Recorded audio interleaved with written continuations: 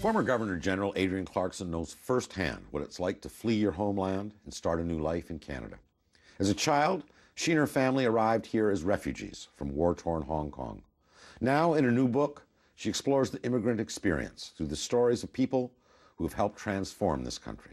It's called Room for All of Us.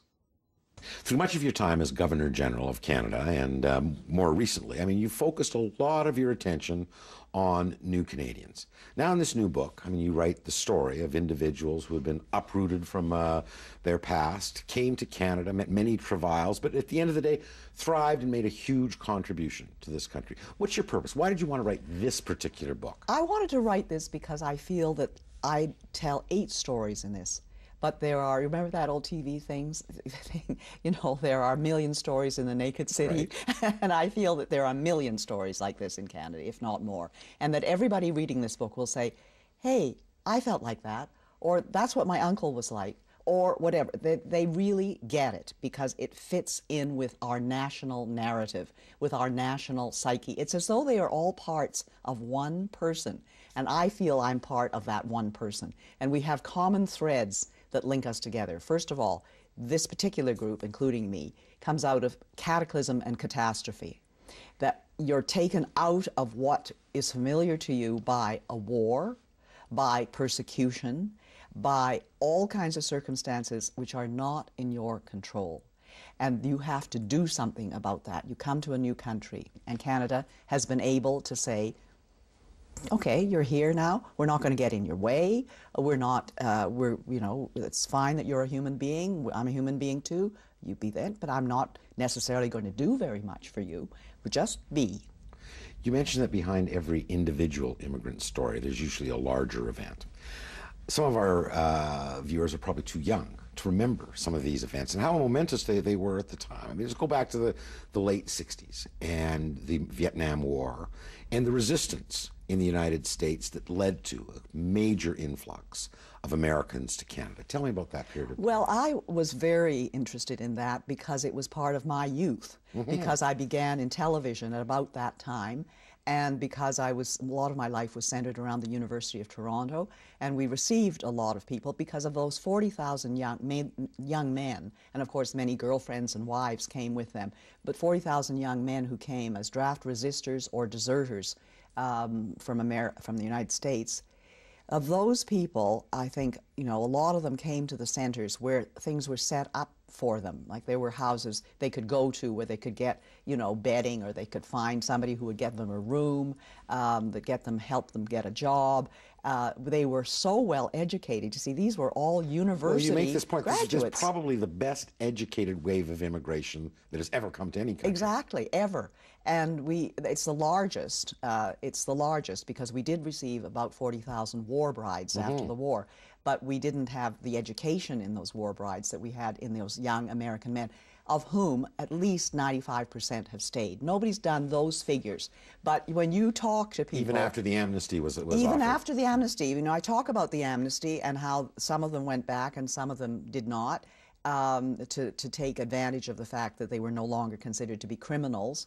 But they didn't want to go back. What they found in Canada, which is fascinating, was what Andy Barry describes as a Canadian inside wanting to get out of the American body. We again should explain for the viewers who might not know, Andy Barry was a draft dodger, went on to become extremely successful and well-regarded CBC radio host. But there's an additional story here with Andy, and this is his late wife, Yes. Mary Cohn Barry, Yes. who was a driving force behind quite a remarkable program, a cultural pass for new Canadians. Explain what that is to me, and what was the purpose and the intent of that? Well, Mary, I read about Mary in a little thing in the newspaper saying that she was trying to get free pass for all new citizens to the Art Gallery of Ontario.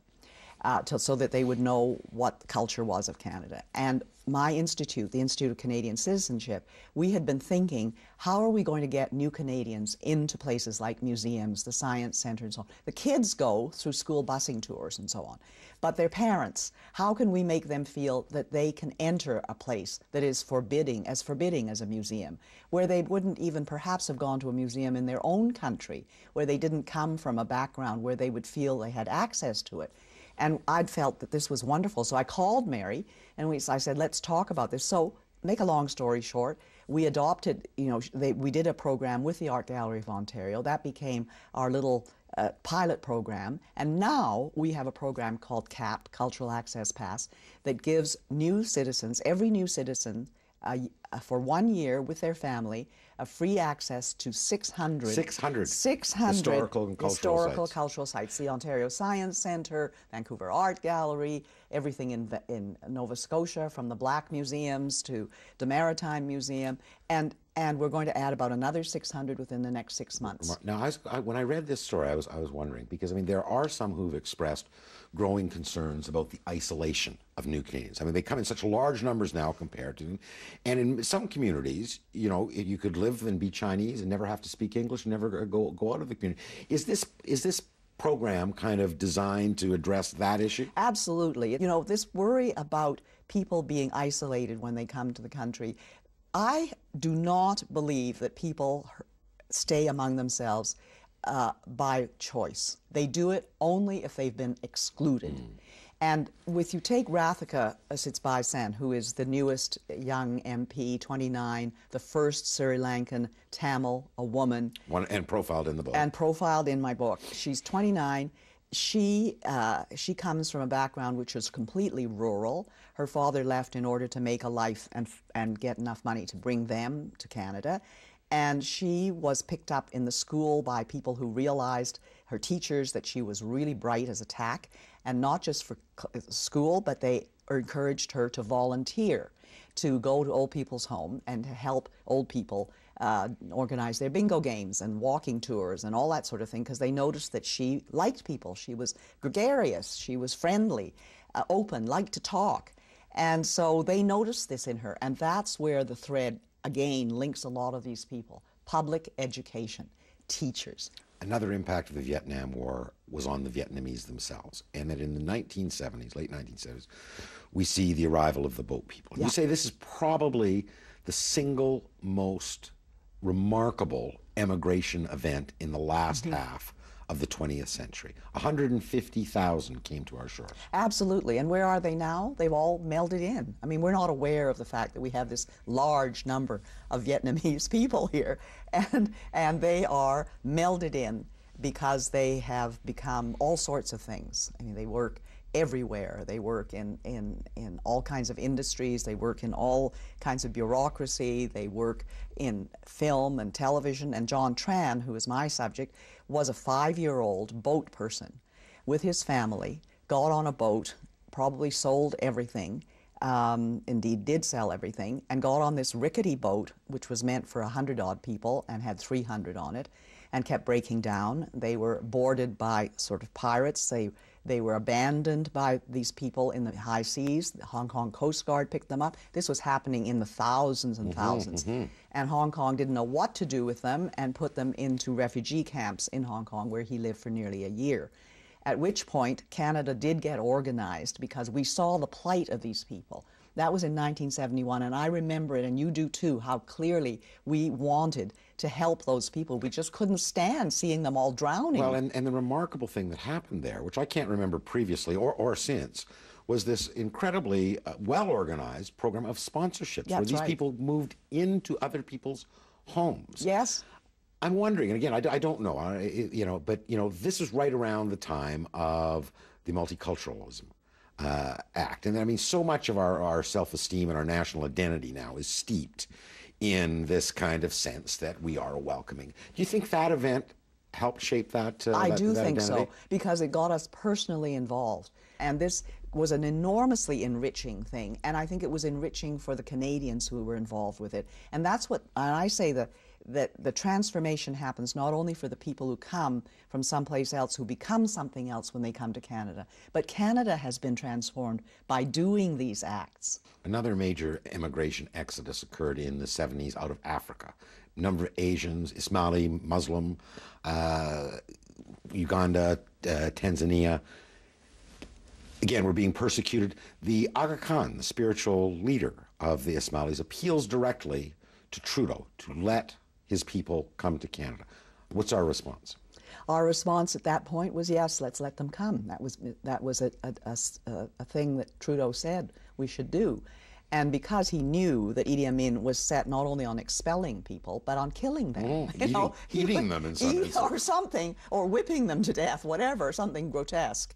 And so they came to Canada, and it's interesting to note that at the time they came, there were probably a handful of Ismailis. There's a handful of everything in Canada, right? So maybe a handful of Ismailis in Canada. And suddenly we take 10,000 of them. Not only are they people that we have never seen before, but they are Muslim, they are Shiite Muslim, and they are different. Asians from Africa. And they're Asians from Africa. They've been in Africa for generations. As a diaspora, and also because the Ismailis are used to being a diaspora. They've been all over the place. And so this was a wonderful lesson for us, and we have been enormously enriched by it. Because well, in fact, you profiled two remarkably successful Ismailis, the mayor of Calgary and the CEO of Rogers. And you say that a major part of their success comes from that diversity, the very fact that they were kind of not fixed in any one single dimension or one single type. Well, I talk about their language. For instance, Nadir Mohammed, the president of Rogers, pointed out to me that in any family situation when they were living in East Africa and afterwards when they came here, he knew that he spoke Kuchi, which is an Indian dialect, with his grandmother. He would speak English with his father and often Swahili and English with his mother because those were the languages they spoke. And he said, you become very sensitive as to know to whom you're going to speak which language. So you see, we often bring people to this country, like the Ismailis and like other groups, who are quite used to the fact that you don't just speak one language in one country and it's got to be white language, right? It's not that. They are very sophisticated in their approach to culture and to language.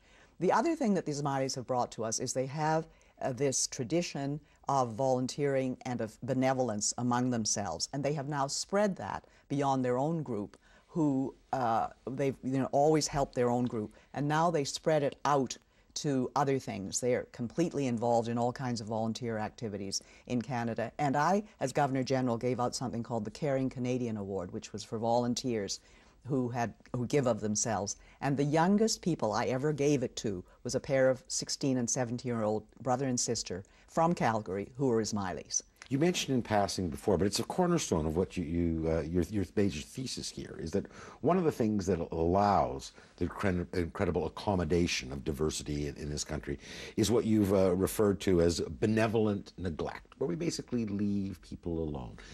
There are many critics of citizenship right now who are saying we have to demand more.